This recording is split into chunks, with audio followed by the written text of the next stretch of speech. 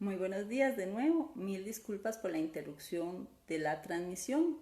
No sabría explicarles por qué sucedió, pero dijo que había fallado la conexión. Así que espero puedan volverse a conectar y las disculpas del caso. Estábamos hablando de la estimación para incobrables. Esa estimación para incobrables, entonces, vemos que está siendo o teniendo que ser revisada porque se ve afectada por el efecto del COVID, de la pandemia, en la situación socioeconómica de todos, ¿verdad? Eso es un efecto generalizado, no es solamente de algunos, sino de todos. Y bueno, estábamos hablando de ese aspecto. Habíamos hablado de inventarios, habíamos hablado del principio de negocio en marcha y habíamos recordado las responsabilidades de los estados financieros, que ahí siempre es importante recordar el tema de que uno como contador responde por esos estados financieros. Otro aspecto importante es la situación de los arrendamientos. Los arrendamientos, de acuerdo a la normativa de NIF, tenían que venir a ser revisados si se estaba dando un cambio en el contrato. Porque si se estaba dando un cambio en el contrato, tendríamos que volver a remedir todo lo que es el pasivo o los derechos, en el caso del titular del arriendo, para venir a hacer una adecuada medición de esta información en los estados financieros. El IAS está sometiendo a discusión en América Latina un proyecto, un apéndice a la norma de arrendamientos para permitir una aplicación práctica. ¿En qué sentido? En que no tengamos más bien que hacer esa remedición de las obligaciones en el caso de quien hace uso del arriendo y le quedara esa obligación solamente al arrendante, a quien es el titular del bien inmueble o de la cosa. Bueno, América Latina lo ha revisado, está en este momento todavía, como les decía, recogiéndose las observaciones y en general lo que ha manifestado América Latina es que esa aplicación práctica sencilla que permite que no se considere los periodos en los cuales nos están dando gracia para no pagar como un cambio en el contrato, o sea, lo que llamamos la condonación o el perdón de los pagos, que no se considere un cambio en el contrato y no tengamos que pasar por las remediaciones. Esa situación, pues hay que estar atentos a lo que al final disponga el IAS, pero nos simplificaría, sobre todo para quienes están usando los arriendos, quienes tienen los pasivos, tener que venir a remediar todo, ¿verdad? Porque no habría que hacerlo, sino sencillamente no pagamos esos meses y no pagamos, pero mis niveles de obligación se ajustan sin tener que venir a volver a medir el valor de ese arrendamiento en el tiempo. Hay compañías o empresas donde tienen arrendamientos importantes de todo el equipo de cómputo, de la parte de lo que son inmuebles, de lo que son las locales de las tiendas, pensemos en las que tienen cadenas de tiendas, entonces eso simplificaría el asunto. Dentro de lo que América Latina manifestó al IAS, está manifestando que esa aplicación práctica no solamente sea de quien hace uso del arriendo, sino del arrendatario, que sea para las dos partes, arrendante y arrendatario puedan usar esa aplicación práctica para facilitarnos la preparación de la información financiera.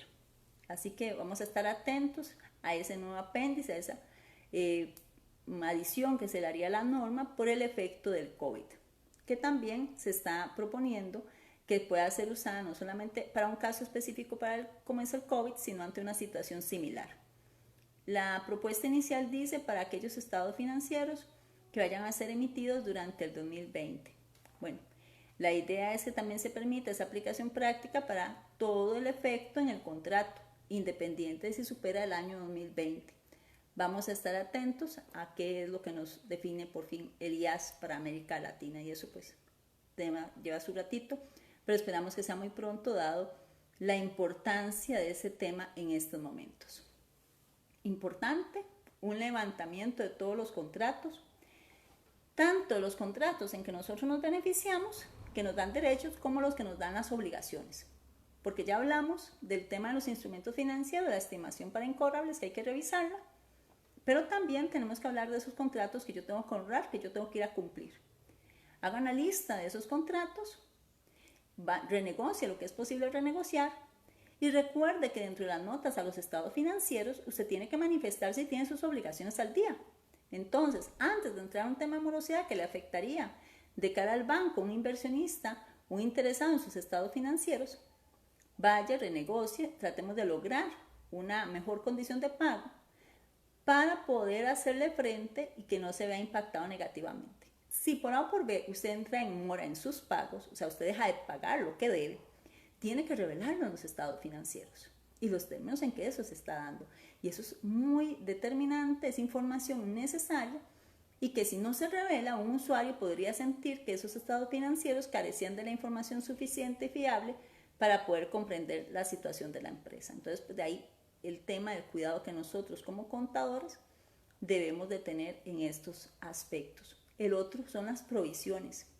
Yo trabajé en un lugar con un patrono que tenía como política que todos los meses liquidaba, entre comillas, o sea, adelantaba todos los meses la porción de la cesantía, de las vacaciones, del aguinaldo. Si usted no era buen administrador, al final del año no tenía aguinaldo. Y cuando usted se iba a ir efectivamente a la empresa, simplemente le hacían el cálculo como la ley mandaba, le restaban todo lo ya pagado y le liquidaban la diferencia. Eso es lo que llamamos los adelantos. Hoy ese señor está muy tranquilo porque no tuvo ninguna duda o no tiene ninguna duda, ningún temor de hacer frente a sus obligaciones patronales. Pero ese es el otro extremo de la cuerda. La realidad es que nuestras empresas, por un tema de liquidez y capital de trabajo, no siempre están teniendo el cuidado de hacer reservas en el flujo de efectivo para atender esas obligaciones. Y aquellas provisiones que teníamos por cesantía o esas cuentas por pagar por aguinaldo y vacaciones, también sucede que la contraparte en el activo muchas veces son activos que no son líquidos. Son propiedad, planta y equipo, son gastos anticipados, son inversiones a largo plazo o están en cuentas por cobrar. Y ante esta situación debemos de ir a revisar si mis provisiones están reflejando lo que es más probable que yo tenga que desprenderme de obligaciones hacia terceros.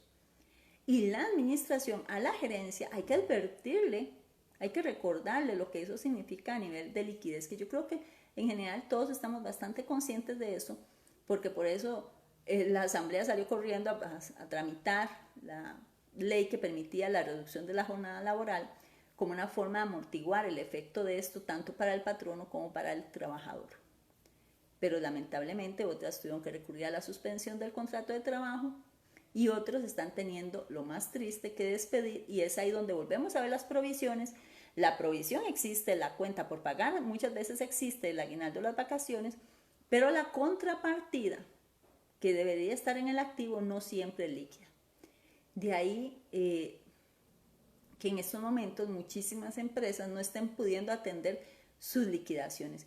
Y eso no era malo, eso era normal, porque así son los negocios. O sea, yo uso el capital de trabajo y lo vamos moviendo.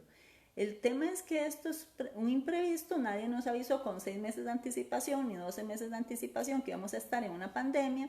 Y por supuesto, la forma en que normalmente eso se realiza, el ciclo en que yo voy recuperando mis activos y voy teniendo el efectivo para hacer frente a este, se ha visto afectado, se ha roto. Entonces es importante que revisemos la ecuación contable con nuestros clientes para que tomemos conciencia de la situación. El tema también muy importante, no caer, y lo advierte muy bien la mayoría de los reportajes, investigaciones, folletos que han salido al respecto de institutos como el Instituto Mexicano, el CINIF, la Comisión Técnica de Auditoría y Contabilidad de Argentina, donde nos advierten la importancia de estas revelaciones, y en el caso de México hacía un énfasis especial de no venir a llamar como partidas extraordinarias lo que es parte de la operación del negocio. Porque algunos van a caer en la tentación de decir, bueno, es que eso nunca había pasado, eso es algo extraordinario. Pero es que es parte de la operación del negocio. En las partidas extraordinarias, por así decirlo, recordemos que ese concepto hace unos años lo dejamos de usar, y lo que son las partidas que no son ordinarias, que son atienden situaciones de evaluación particulares en la sección del otro resultado integral del estado de resultados, no fueron diseñadas para este tipo de eventos. Estos eventos forman parte de la condición ordinaria de operación y por tanto los ingresos y gastos relacionados por COVID forman parte del estado de resultados en su estructura ordinaria y no en la sección de otro resultado integral. Importante también sobre el tema de lo que son las obligaciones y las reestructuraciones, que si en la empresa existe un plan ya para reestructurar el negocio que implica una salida de recurso humano, implica una salida de personal importante, un cambio en la forma en que hago el negocio, y eso me va a significar tener que venirle a pagar a terceros, que tengo que venir a hacer frente a liquidaciones importantes. Si ya es un plan de reestructuración que ha sido debidamente aprobado por el órgano superior competente de esa empresa o entidad, si es un plan que tiene ya un horizonte de tiempo, donde hay un calendario de trabajo, donde tenemos un presupuesto y que ya es un hecho público y notorio que ha sido comunicado, donde los proveedores y el recurso humano, el personal, tiene una expectativa de que van a ser rotos sus relaciones contractuales, yo debería estar haciendo las provisiones para ese plan, pero solo bajo esas premisas. Por la junta directiva, por el órgano superior, tiene un calendario de trabajo, ya hay responsables, se tienen identificadas las áreas de negocio afectadas, se han cuantificado esos efectos, se tienen cuantificadas las obligaciones con terceros, que vamos a irles a honrar nuestras obligaciones, el hecho es público y notorio, y entonces vamos a venir a hacer las provisiones del caso. Y vean que todo esto, en el fondo, estamos hablando de un tema importante que no siempre, sobre todo en las pymes, cuesta mucho a veces hacerlo, que es el tema de los presupuestos. Si usted hizo presupuesto para operar, sea usted una entidad pública, privada, una asociación solidarista y demás, debería estar reestructurando esos presupuestos y venir a revisar los supuestos con los que se hicieron, tanto su presupuesto como su flujo de efectivo. Hay algunas asociaciones solidaristas que acostumbran estar generando expectativas de dividendos durante el periodo. Recordemos que los dividendos solo existen al final del periodo, una vez aprobados los estados financieros por la Asamblea y efectivamente aprobada la distribución de esos excedentes, como le llamamos en el caso de las asociaciones solidaristas. Igual pasa o similar con las sociedades anónimas, pero ellas tienen otras libertades en el tema de dividendos, pero en el caso de las asociaciones solidaristas es importante que recordemos que los excedentes existen solo cuando la Asamblea los ha declarado y solo los puede declarar una vez cerrado el periodo. Entonces, revisen esa práctica para ver si realmente es conveniente o deberían de estar haciendo advertencias a los asociados de que eso es una mera expectativa que está sujeto a los ingresos y gastos que efectivamente se logren al cierre del periodo, que no está creándose ningún derecho a recibir esa suma, porque van a haber afectaciones, donde probablemente ese estimado excedente que algunos venían comunicando va a variar, y no necesariamente en términos positivos. Dentro del tema de las pérdidas fiscales y gastos deducibles que tengamos que tener presente este periodo, amén del tema de las estimaciones para incobrables, amén de lo que es la depreciación, vamos a recordar la importancia de lo que es la conciliación fiscal. La conciliación fiscal es la forma en que yo, por así decirlo, traduzco mis estados financieros con base a NIF o NIF para pymes en términos que pide la ley 7092 reformada por la 9635 para hacer la determinación de si tengo o no renta gravable. Y entonces digo ingresos gravables menos gastos deducibles y me da la utilidad fiscal, que no necesariamente es lo mismo que la utilidad financiera. Entonces puede ser más, puede ser menos. ¿Por qué nos interesa en estos periodos de manera especial? Porque es probable que muchas empresas cierren con pérdidas fiscales y esas pérdidas fiscales usted las puede usar a favor en los meses siguientes, en los periodos siguientes. Recordemos que las pérdidas fiscales en las empresas agrícolas, con la reforma, se pueden usar los 5 periodos siguientes, los 5 periodos fiscales posteriores a en que usted tuvo la pérdida. Y si estamos hablando de otro tipo de empresa, en los siguientes 3. Entonces, es importante que hagamos una adecuada documentación al cierre de este periodo de los ingresos gravables y gastos deducibles que incidieron en el impuesto sobre la renta, cédula de utilidades, para poder documentar adecuadamente esa pérdida fiscal que tuvo mi cliente y que voy a poderla a venir a aplicar en los periodos posteriores. Y recordemos que no solamente tengo derecho a la deducibilidad de la pérdida fiscal en la cédula del impuesto sobre la renta de utilidades, sino que también lo tengo en ganancias y pérdidas de capital. Y por ahí un día de esos alguien me contaba, doña Dunia, yo no sabía que tenía que declarar las pérdidas de capital y no la declaré. Bueno, vaya, declare lo que no había declarado, porque las pérdidas fiscales también aplican el concepto en las pérdidas de capital, pero el requisito es que yo lo haya declarado. Si no lo declaré en el mes que tuve esa pérdida fiscal, pues no voy a podérmelo aplicar en los periodos posteriores. Y vean que estamos, como siempre, custodiando el patrimonio de nuestros clientes, pero muy especialmente en estos momentos, por el tema del COVID, cada colón cuenta. Entonces nuestros clientes este trimestre no van a hacer el adelanto de renta de junio y eso es importante. Pero puede que usted aún bajo esas circunstancias tenemos el tema de que ya usted hizo su proyección de presupuesto, su proyección de flujo de efectivo y se da cuenta de que va a tener una menor utilidad o va a tener pérdidas. Recuerde que la ley de renta le permite ir a gestionar el no pago de los adelantos de renta. Entonces es importante que usted revise cuáles clientes suyos podrían estar necesitando este servicio, se lo ofrezca y puedan hacer uso de eso. Nos pregunta por acá Jordan que si por políticas internas, que si no tienen que estar aprobadas por asamblea y se calculan una vez finalizado el periodo. No me quedó claro, Jordan, si te estás refiriendo a las estimaciones para incobrables o nos estamos refiriendo a los excedentes. Si estamos hablando de los excedentes, solo se declaran por asamblea, ¿verdad? Únicamente. Si estamos hablando de los dividendos, estos también se deben de declarar al final del periodo. Si usted hace un adelanto de dividendos en las sociedades anónimas es porque tiene estados financieros cerrados y demuestra que esas utilidades están líquidas y disponibles. Eso es muy importante porque yo no puedo declarar utilidades de las cuales declaro a su vez los dividendos si no están líquidas y disponibles, o bien estará autorizado en los estatutos de la sociedad mercantil otra forma de pago de los dividendos que no fueran efectivo. Entonces, importante que lo estén revisando.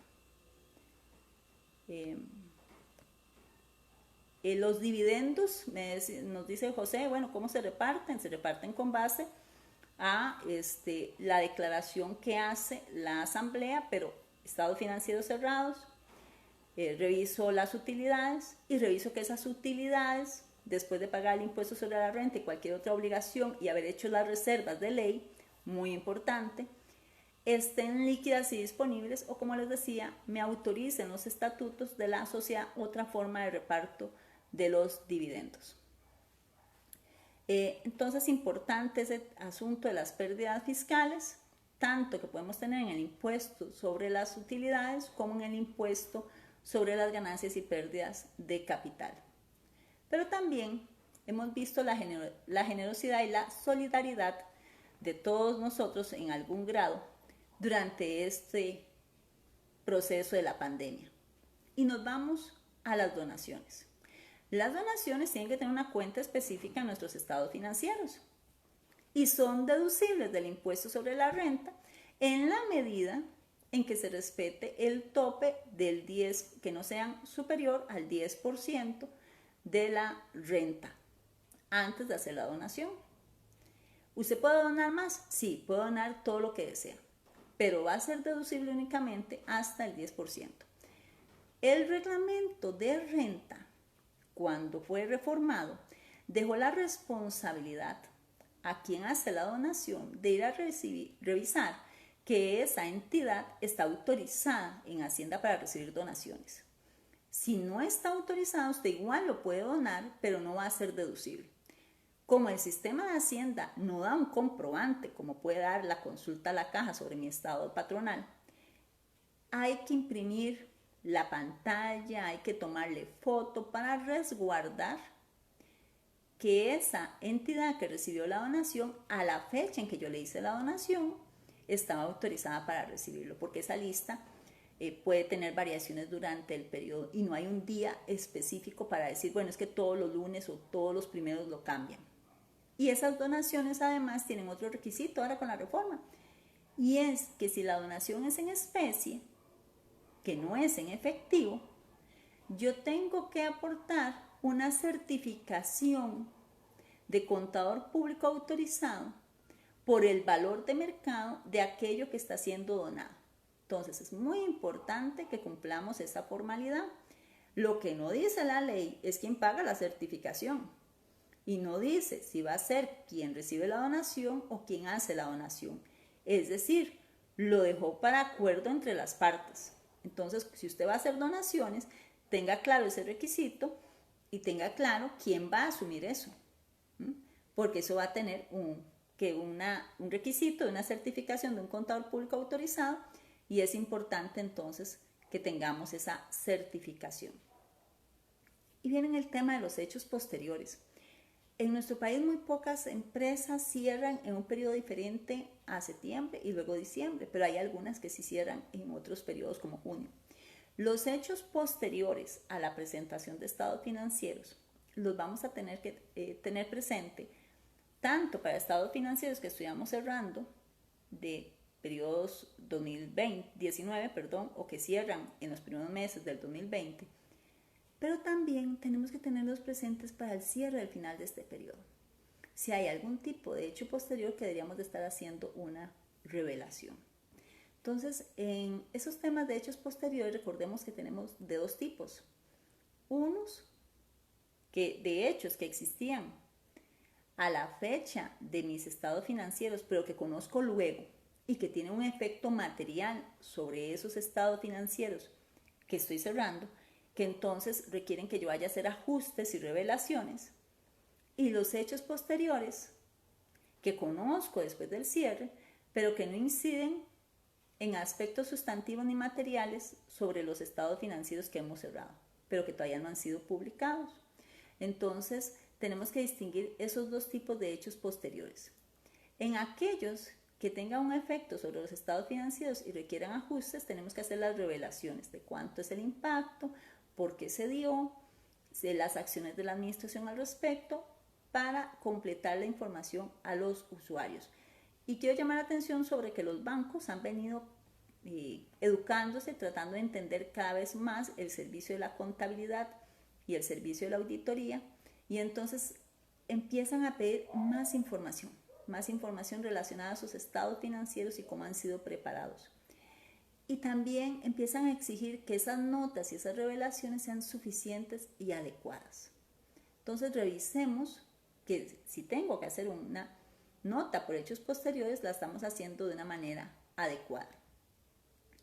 Y bueno, repasando un poquito y dando las disculpas del caso por la desconexión del internet en un momento dado, tenemos que vamos a revisar todas las estimaciones, las de depreciación, las de amortización, las de incobrables, que debo ir a revisar mis provisiones para actualizarlas, que debo de cuidar como nunca la nota de negocio en marcha, y que aunque no hago a veces una nota en específico por eso, todos mis estados financieros es evidencia de mi negocio en marcha, y debo entonces explicar el rendimiento del negocio, la generación de flujos de efectivo, el desempeño de la gerencia y mi capacidad para continuar como negocio en marcha a través de mis notas.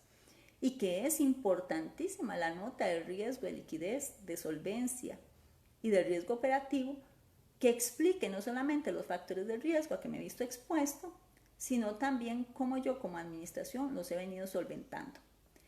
Y sobre una última cosa que me gustaría mencionar, y es el tema de la ley de alivio fiscal, porque como estas ventas exentas por la ley especial de alivio nos está dando el derecho y la obligación de facturar esos alquileres de manera exenta, entonces me lleva a que yo debería de tener un control, un código, una cuenta contable separando estas ventas de alquileres exentas bajo la ley de alivio fiscal.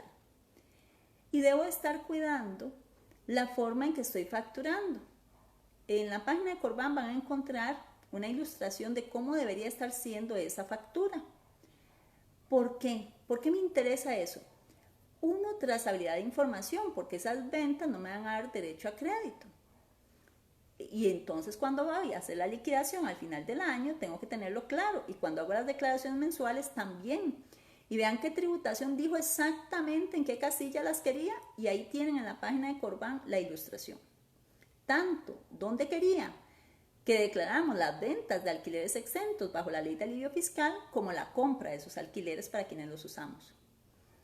Y en el caso de la factura, nos dijo exactamente cómo codificarlo y lo dijo en el reglamento. Entonces, ¿por qué? ¿Por qué lo dijo así? Porque va a venir a ser una verificación. Eso es lo que tenemos que esperar. A buen entendedor, pocas palabras.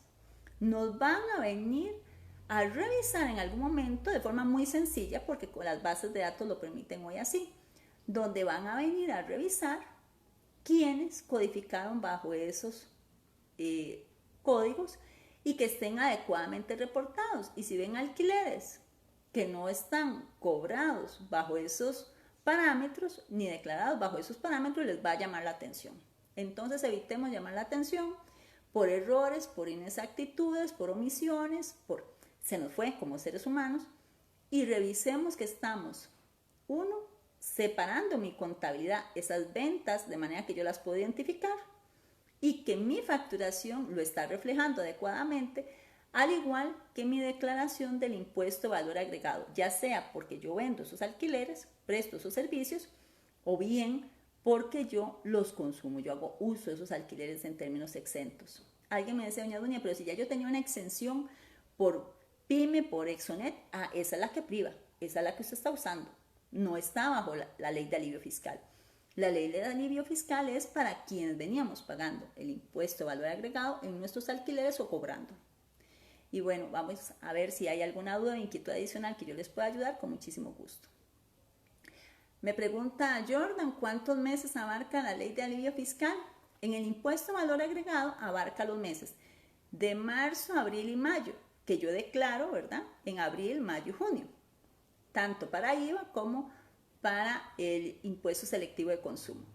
Para los alquileres, son los alquileres de abril, mayo y junio. Entonces, importante. Y ahí hacer una aclaración. Alguien me preguntaba, doña Dunia, entonces no pago el impuesto de renta de capital. No, ese siempre hay que pagarlo. De lo único que nos hicieron la exención fue del impuesto de valor agregado. La renta de capital por ese bien inmueble hay que pagarlo ordinariamente. Vamos a ver si hay alguna otra inquietud que les pueda ayudar. Y si no, como otras veces, durante la mañana reviso las inquietudes y les respondo. Muchísimas gracias por su tiempo, muchísimas gracias por su paciencia. Espero que tengan un maravilloso fin de semana y que nos dejemos una listica de tareas para ir a revisar negocio en marcha, nota de riesgo de liquidez, de solvencia de operación del negocio, notas de provisiones, valuación de los instrumentos financieros, propiedad, planta y equipo, proyecciones de renta de nuestros clientes para ver si estaríamos en condiciones de ir a solicitar el no pago de los adelantos de renta y ayudar a nuestros clientes, la debida documentación al cierre de este periodo fiscal de estos ingresos gravables menos gastos deducibles, porque si nos da pérdida fiscal tenemos derecho a ella y intentamos tenerla documentada para aplicarla posteriormente. E igual si tenemos pérdidas en ganancias de capital, estos meses recordemos declararlas para poderlas aplicar en los meses siguientes. Muchísimas gracias, que Dios esté con ustedes y con todos nosotros. Muy buen fin de semana, amigos.